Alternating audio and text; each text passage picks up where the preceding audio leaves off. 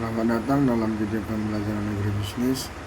Pada sesi penuh pembelajaran hari ini, kita akan mendalami sebuah topik mendasar yang sangat menentukan keberhasilan program advokasi maupun pengembangan bisnis pertanian, yaitu pemetaan stakeholder dan aliansi advokasi dalam agribisnis. Sebelum masuk ke strategi teknis, mari kita samakan pemahaman mendasar terlebih dahulu.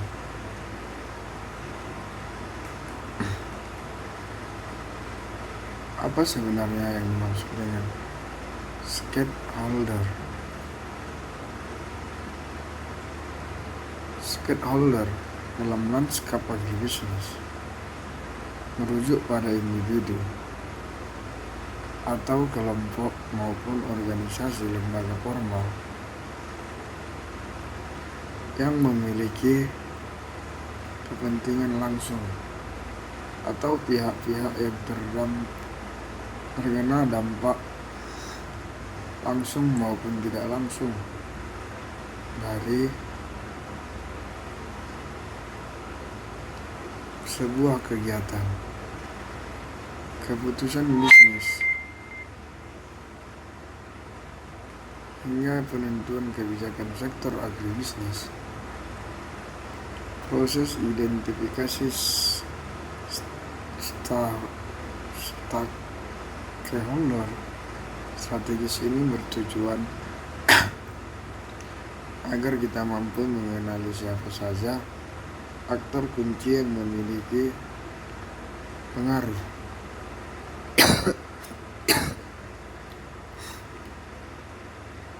dominasi atau kepentingan mendasar terhadap isu yang diinginkan kita advokasikan.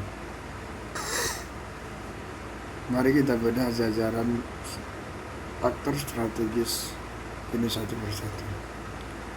Pemerintah pusat dan daerah.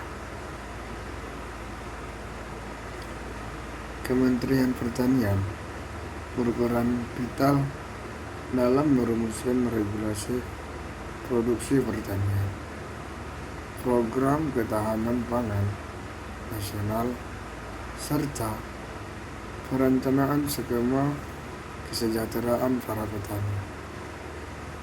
Kementerian Perdagangan.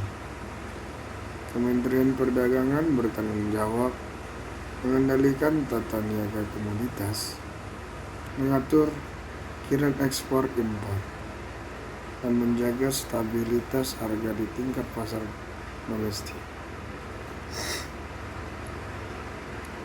Kementerian Keuangan.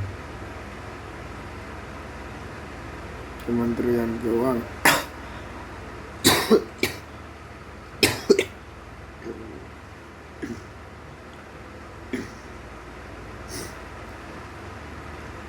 Kementerian Keuangan menguasai instrumen fiskal, alokasi anggaran subsidi pertanian, serta regulasi perpajakan sektor agribisnis.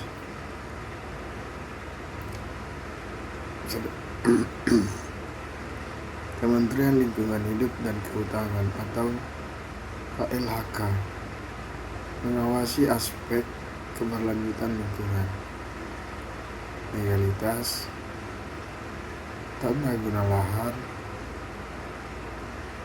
dan minimalisir dampak ekologis akibat pertanian massal.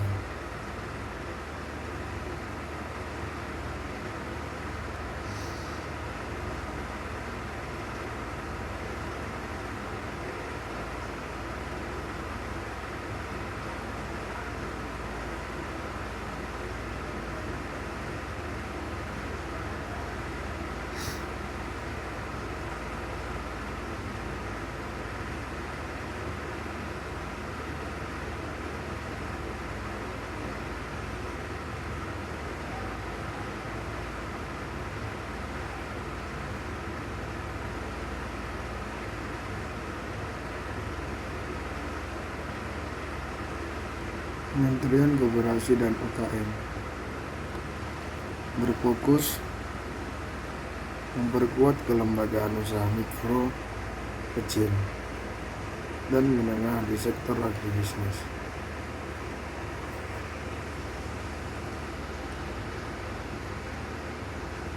Bappenas dan pemerintah daerah, provinsi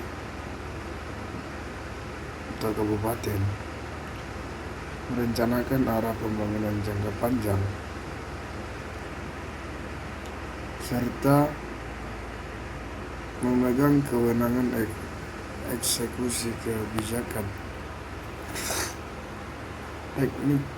teknis di tingkat daerah. Asosiasi dan organisasi pelaku usaha, asosiasi komoditas spesifik seperti Asosiasi Petani Padi Indonesia atau Gabungan Pengusaha Kelapa Sawit Indonesia (GAPKI), yang secara konsisten memperjuangkan iklim usaha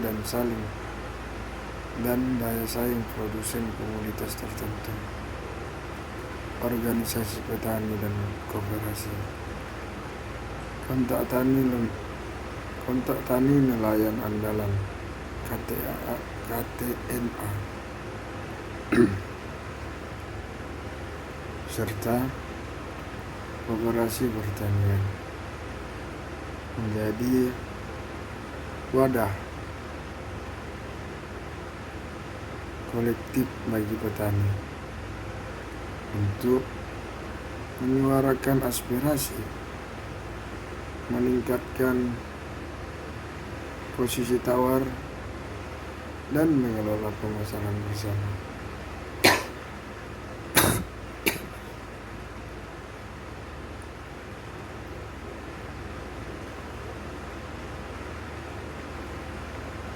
Media massa, akademisi, dan lembaga penelitian. Media massa, cetak, elektronik, daring.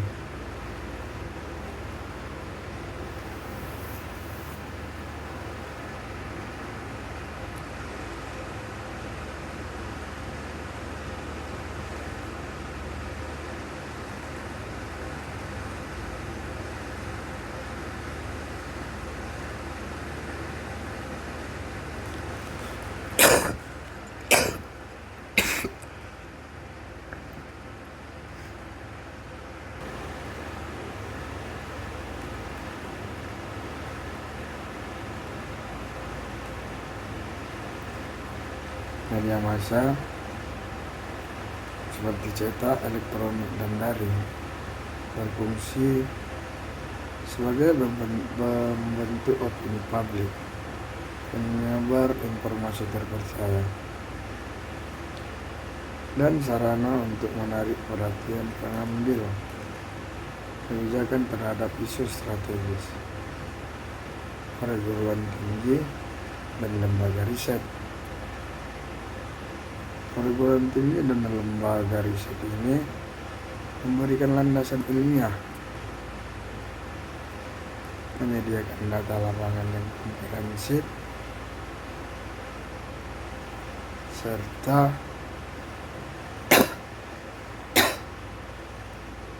melahirkan rekomendasi berbasis riset mendalam LSM dan sektor swasta atau BUMN. Organisasi non-pemerintah memiliki peran pengawasan pada fokus keberlanjutan lingkungan, pemenuhan hak-hak petani, perlindungan keamanan pangan bagi konsumen.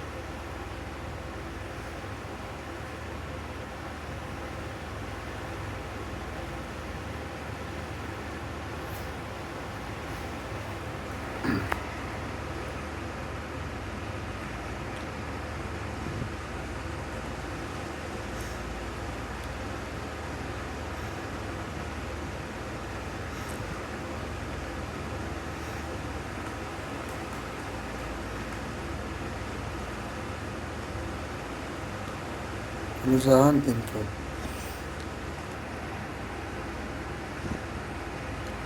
Perusahaan input racing, retail, dan BUMN pangan menguasai rantai pasokan dari penyediaan benih dan pupuk, pengolahan hasil panen, hingga rantai distribusi pasar yang membentuk stok pangan nasional. Strategi membangun koalisi advokasi.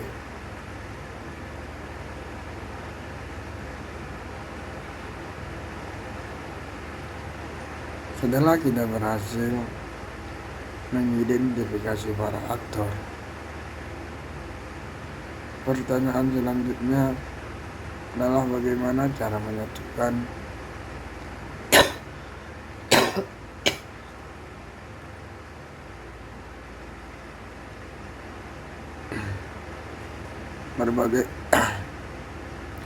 berbagai kepentingan tersebut.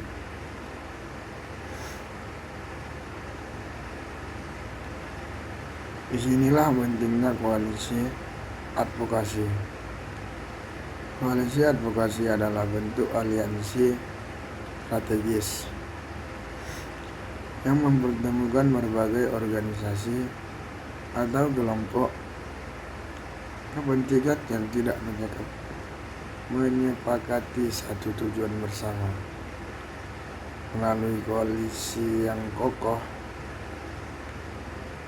daya tawar kita akan meningkat secara signifikan.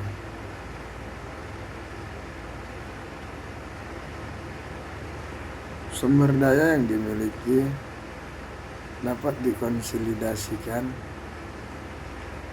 dan cakupan pengaruh advokasi menjadi jauh lebih luas.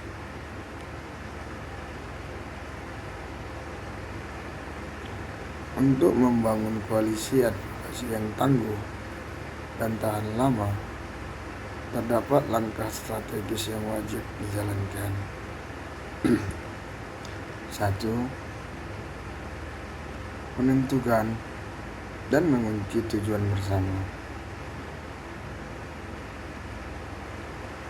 Mengidentifikasi isu sentral yang menjadi kegelisahan bersama.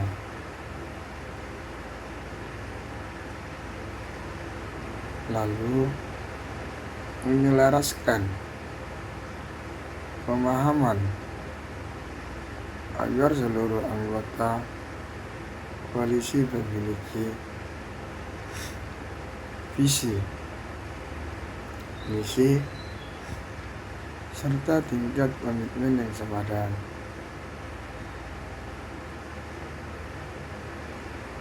2. Pemetaan potensi dan sumber daya anggota. Memilih calon mitra yang tidak hanya sejalan secara ideologi, tetapi juga membawa nilai tambah.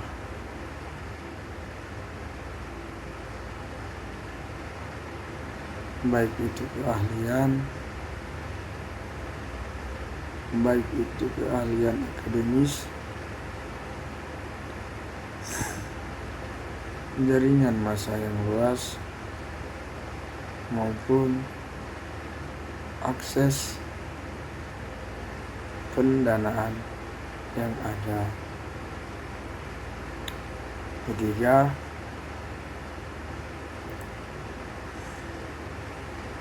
Membangun komunikasi terbuka dan berkala,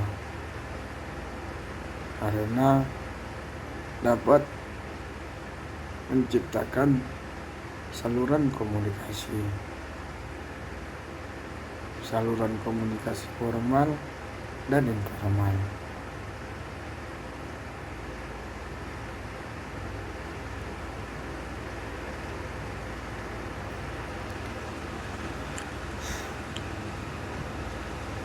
Yang transparan guna memfasilitasi pertukaran informasi, koordinasi lapangan, dan pengembalian keputusan secara konsensus.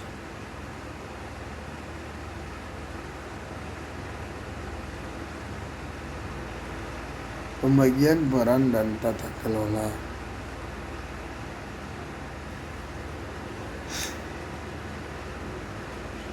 Pembagian peran dan tata kelola kelembagaan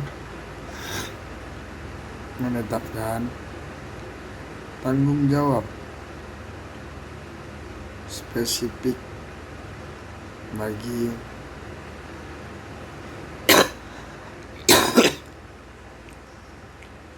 setiap anggota berdasarkan kapasitas terbaik mereka, serta menyusun mekanisme kerja koalisi mulai dari prosedur, operasional hingga evaluasi kegiatan, memupuk kepercayaan dan saling menghormati, dapat menjaga iklim kerjasama yang sehat, mengesampingkan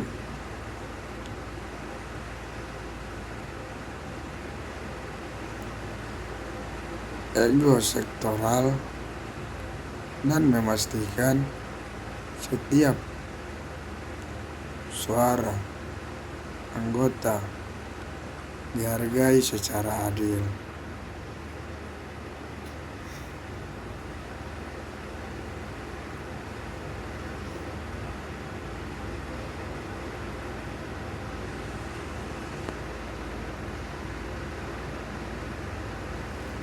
Memaksimalkan sinergi jaringan dan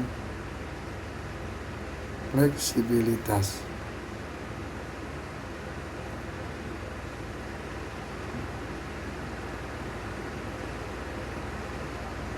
Menggabungkan kekuatan jaringan masing-masing organisasi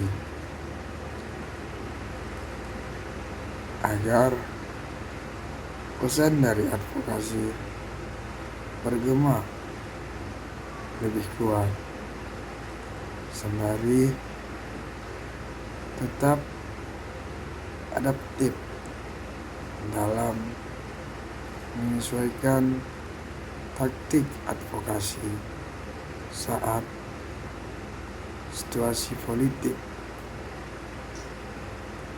atau hukum berubah. Kampanye dan mobilisasi publik bersama.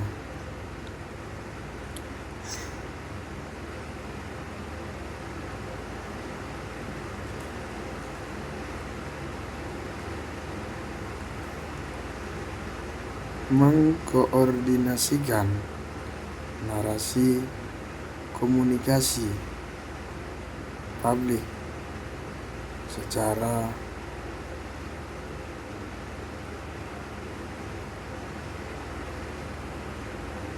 terpadu untuk membangun kesadaran massa dan dapat meraih dukungan masyarakat luas.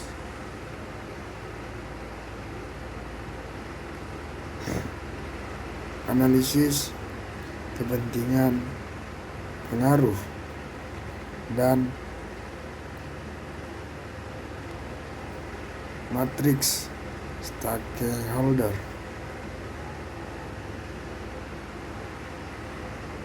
Maastricht Quadrant Power atau Construct, dan diagram SWOT.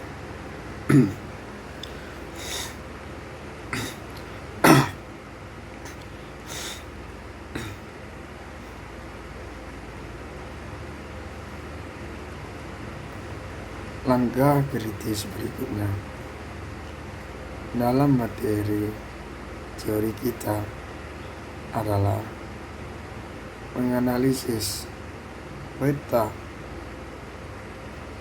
kekuatan dan kepentingan sektor dan kepentingan aktor secara sistematis.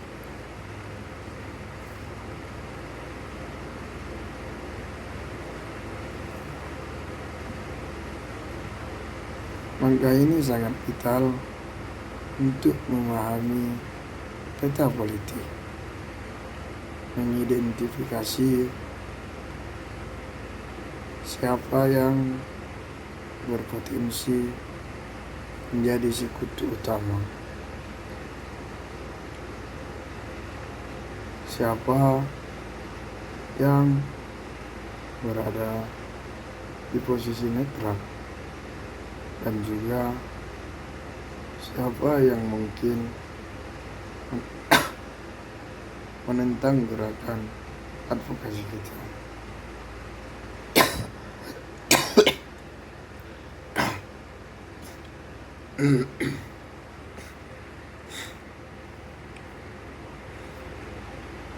Analisis ini didasarkan pada dua dimensi utama.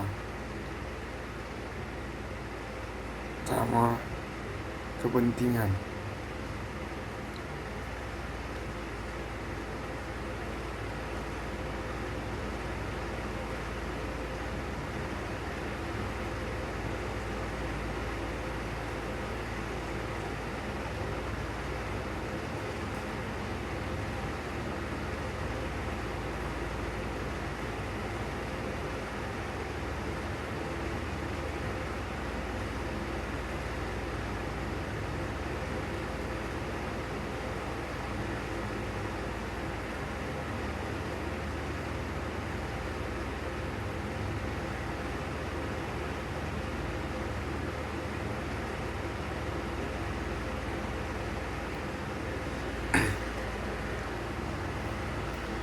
Kepentingan atau interest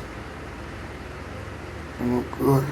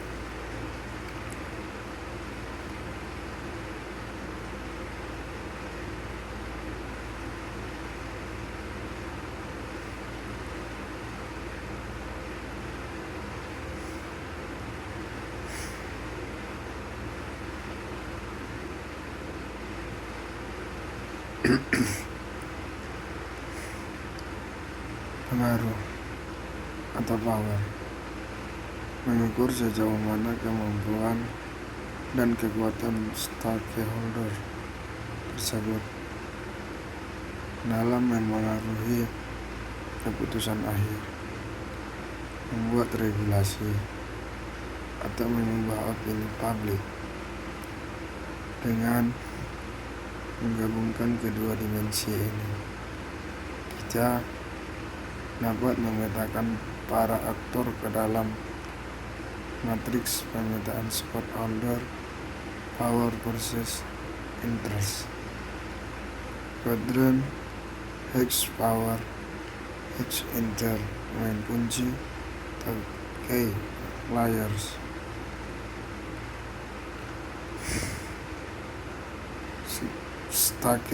Stakeholder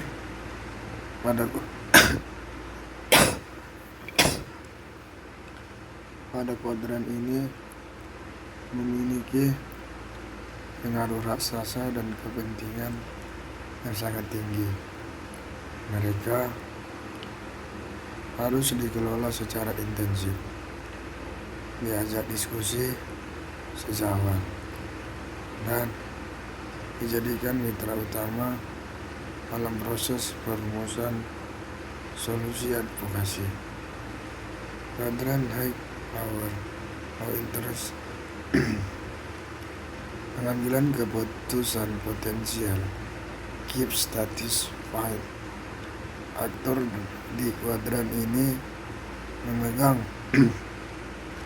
kewenangan besar, namun belum melihat isu kita sebagai prioritas utama mereka. Strategi kita adalah menunjukkan relevansi isu tersebut dengan agenda strategis. Mereka akan bersedia menggunakan kewenangannya untuk mendukung kita. Quadrant low power high interest pendukung potensial atau keep informed. Mereka sangat peduli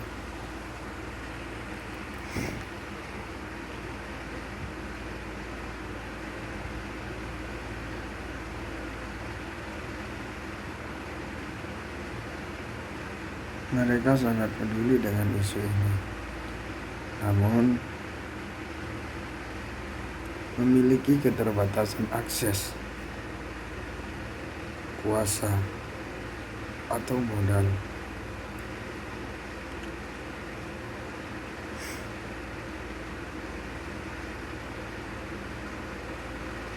Langkah terbaik adalah mengakui mereka, memfasilitasi kebutuhan informasi mereka, serta memberdayakan suara mereka agar terkonsolidasi menjadi kekuatan kolektif. Quadrant low power low interest pengamat atau bisa dikatakan minimal effort. Pihak-pihak yang tingkat kepentingannya rendah dan tidak memiliki pengaruh signifikan cukup dipantau perkembangannya dan diberikan pemberitahuan, pembaruan informasi seperlunya tanpa perlu menguras fokus energi utama kita. Selain menggunakan matriks kuadrat, kita juga wajib menerapkan analisis SWOT. Stakeholder dengan membedah kekuatan, strengths, kelemahan, weakness, peluang, dan ancaman dari perspektif masing-masing stakeholder.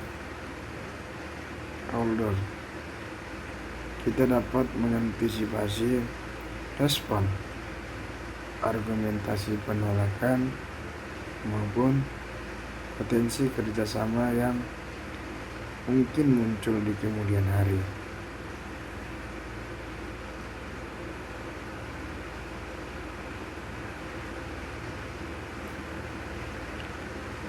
Peta konsep kasus akses pupuk dan pelestarian lahan.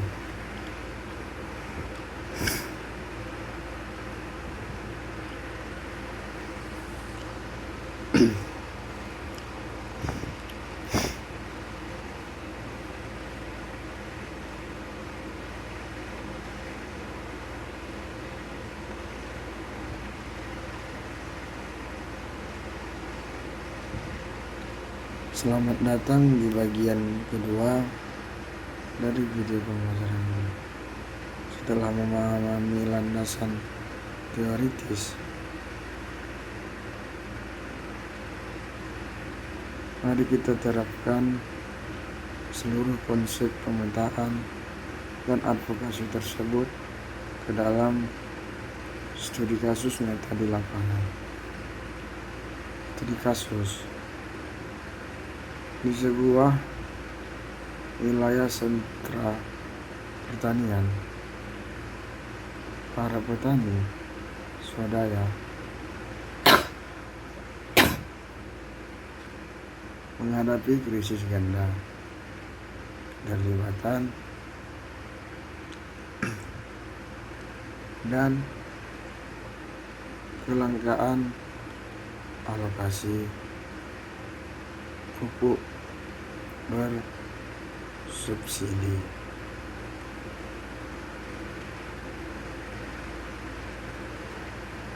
Serta penurunan kesuburan tanah akibat ketergantungan jangka panjang pada pupuk kimia sintesis. Di sisi lain, pemerintah memiliki keterbatasan anggaran subsidi, sementara LSM lingkungan mendesak peralihan ke pupuk organik yang ramah lingkungan. Kita akan merancang strategi advokasi yang memperjuangkan keterjangkauan akses pupuk dan transisi pertanian berkelanjutan.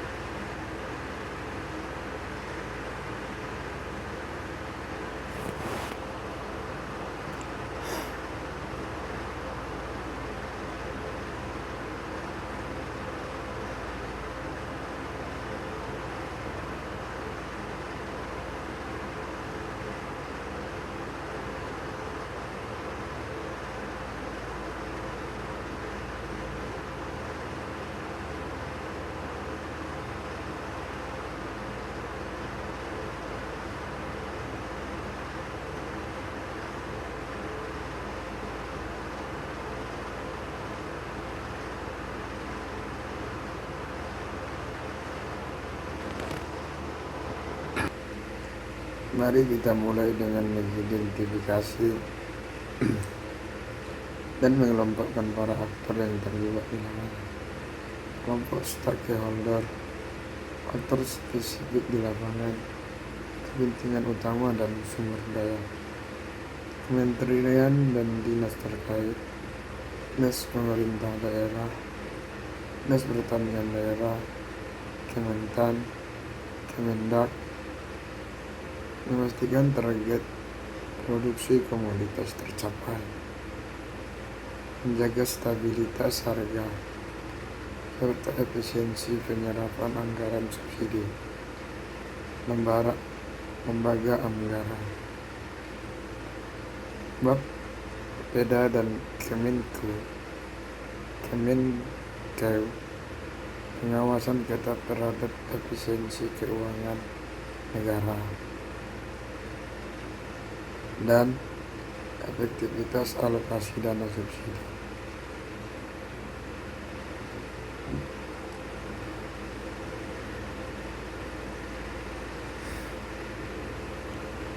Produsen dan retail, UMN holding, pupuk, distributor, kios resmi, kelancaran rantai pasok, kepastian kuota penyaluran, serta margin keuntungan usaha yang wajar. Organisasi petani,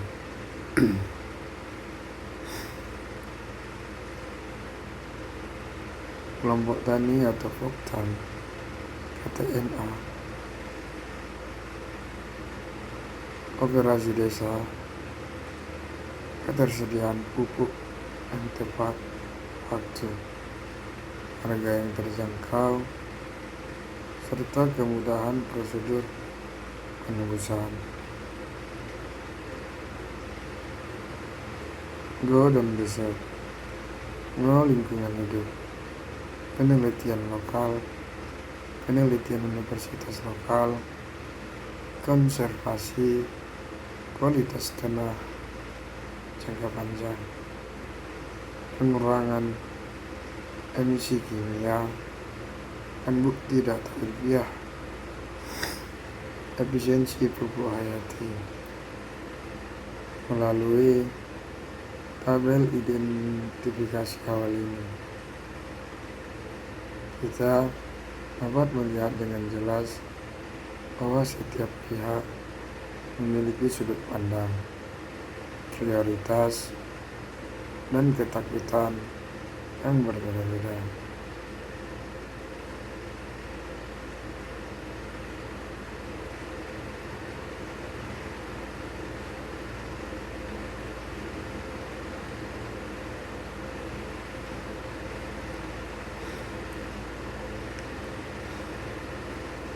Plotting matrix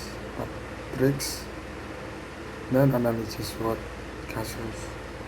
Simulasi plotting aktor matriks ke matriks dan analisis SWOT. Sekarang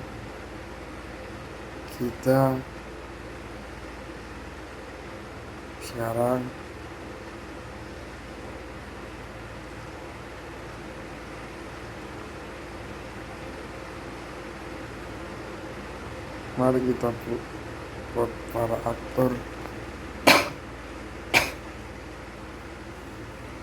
studi kasus tadi ke dalam matriks pemetaan stakeholder atau power versus strength. Pemain kunci X power, naik interest, dinas pertanian daerah, KTNA atau Foktan.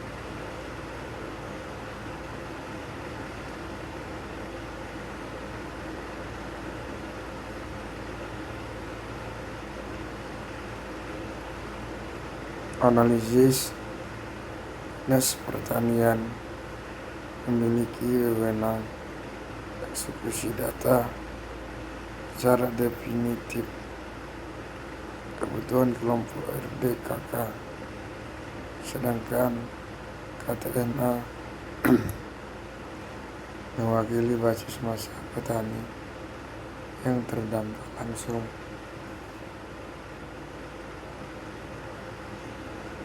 Rencana definitif kebutuhan kelompok RDKK, sedangkan KTNA mewakili basis massa petani yang terdampak langsung.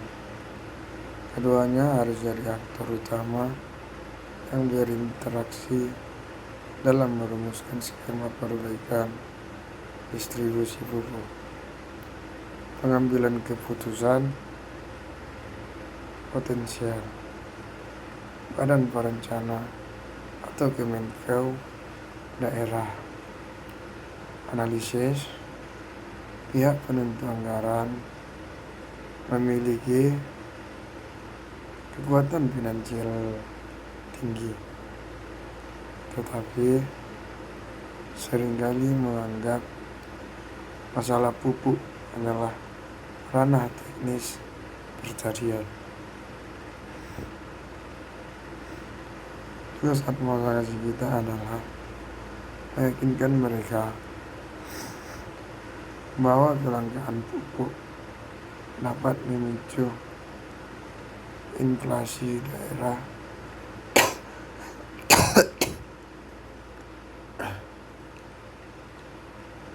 dan mengganggu stabilitas ekonomi regional. Pendukung potensial NGO lingkungan, peneliti perguruan tinggi, dan koperasi tani lokal.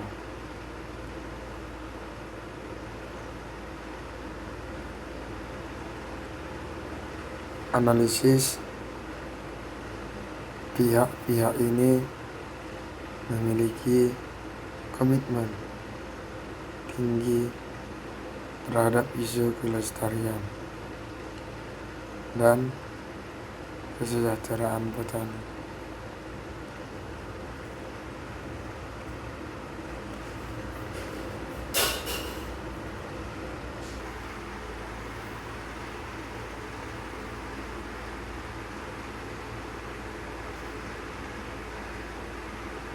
Dan kesejahteraan petani, tetapi tidak memegang kewenangan hukum.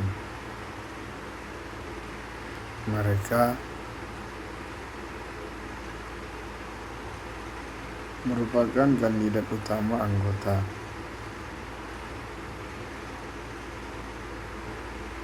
koalisi yang akan menyuplai data riset dan argumen berbasis bukti ilmiah. Pengamat atau masyarakat konsumen kota. Analisisnya, masyarakat umum hanya peduli pada harga bahan,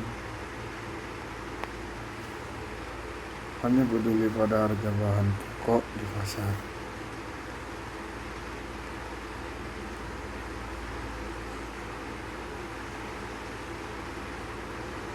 Narasi advokasi yang disampaikan ke kelompok ini harus difokuskan pada hubungan antara kesehatan tanah, ketersediaan pangan, dan harga beras di meja makan mereka.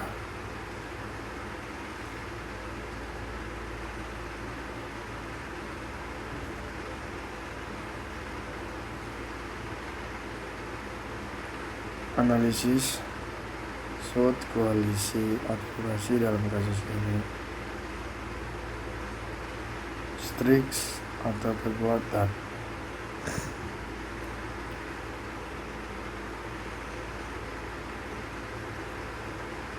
Polisi memiliki gabungan data riset ilmiah yang kuat dari akademisi serta dukungan real dari ribuan anggota kelompok tani.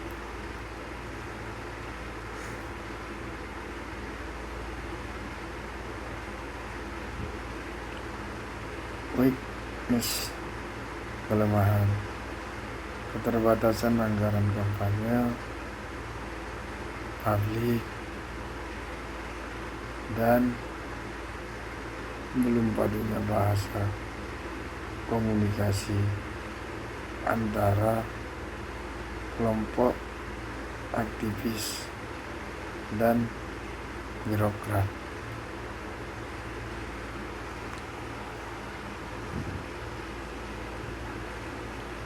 Opportunities, peluang. Terdapat agenda kebijakan nasional yang sedang berfokus pada ketahanan pangan dan intensif hijau, green subsidi, range atau ancaman, potensi resistensi dari distributor nakal yang merasa terganggu oleh transparansi sistem baru.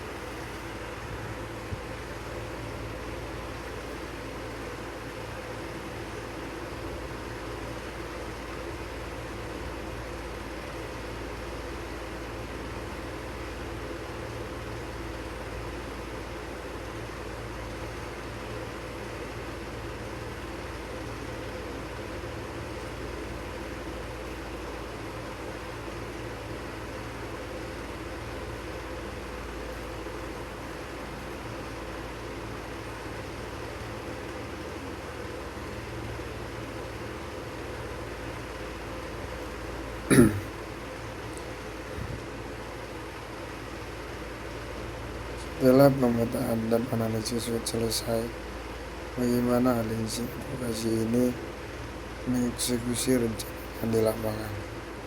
Mari kita simulasikan tahapnya. Pertama, pembentukan koalisi pangan dan tanah subur KTNA, operasi tani, NGO lingkungan, dan akademisi meresmikan aliansi dengan menandatangani kesepakatan bersama yang memuat 2 poin utama: reformasi transparansi distribusi pupuk dan integrasi subsidi pupuk organik. 2. Penyusunan polisi hibrid berbasis bukti. Akademisi menyusun dokumen ringkasan kebijakan yang membuktikan secara ilmiah bahwa bercampuran pupuk organik dan kimia dapat menghemat anggaran subsidi hingga 20%, sekaligus memulihkan kualitas tanah. Yang ketiga, penggalangan opini publik lewat media. Koalisi menerbitkan artikel opini di media massa, menggelar dialog interaktif di radio daerah, serta mengunggah video testimoni kesulitan petani di media sosial. Hal ini berhasil mengubah posisi konsumen umum dan media dari pengamat menjadi pendukung gerakan.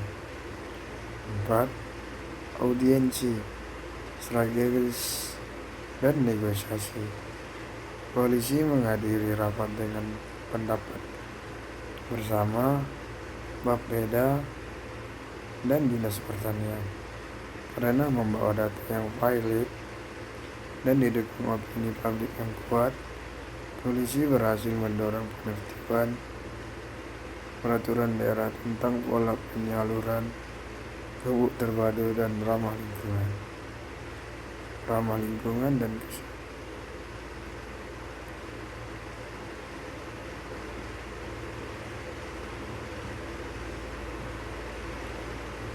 Para pembelajar sekalian, studi kasus di atas membuktikan bahwa keberhasilan sebuah perubahan kebijakan atau pengembangan agribisnis tidak hanya bergantung pada kecanggihan teknologi dan besarnya modal.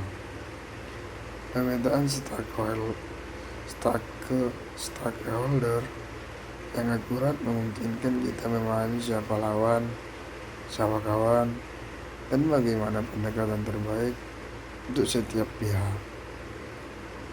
Membangun aliansi dan koalisi, advokasi memberikan kita daya tawar kolektif, legitimasi, dan keberagaman sumber daya untuk mencapai tujuan yang sulit dijangkau secara individu.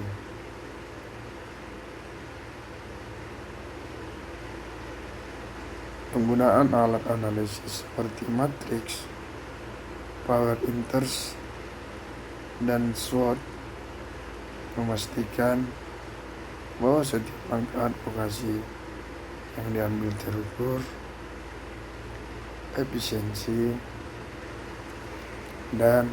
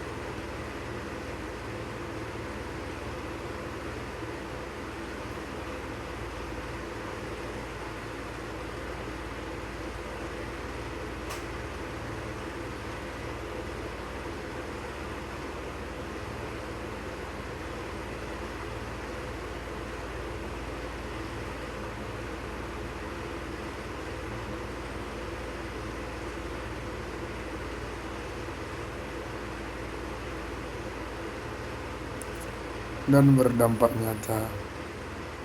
Semoga materi pembelajaran 1 jam ini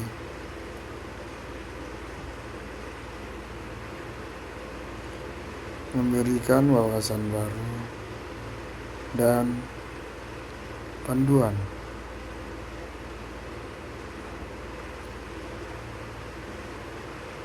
praktik bagi Anda dan teman-teman yang telah menonton.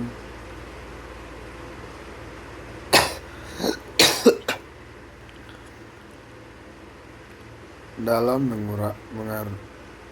mengarungi dinamika dunia agribisnis. Sampai jumpa pada sesi pembelajaran berikutnya.